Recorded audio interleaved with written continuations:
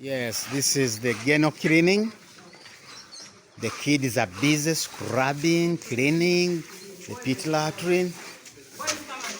The painting is finished. So we are having the geno cleaning, scrubbing, taking out all the soils, all the sand, and we make the latrine ready for use. We are so happy, we're excited because this project has come to the standard of being used.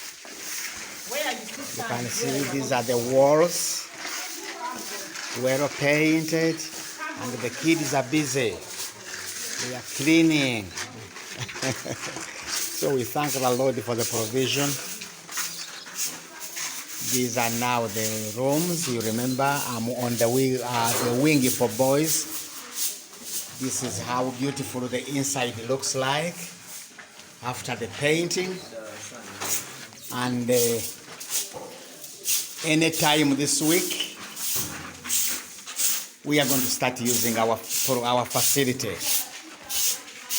We are so happy. The painting is finished. This is the wing for big boys. Their rooms are here.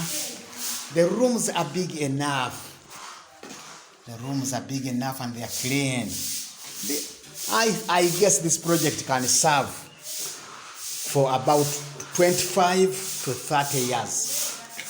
This pit latrine project.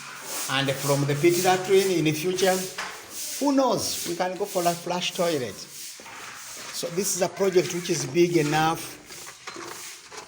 I'm walking out now from the boys' wing.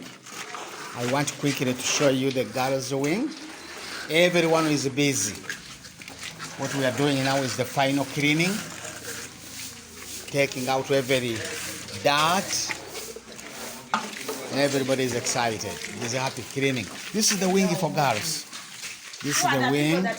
Smaller girls, they have 2 rooms. You remember, as I told you? Smaller girls, they have 2 rooms.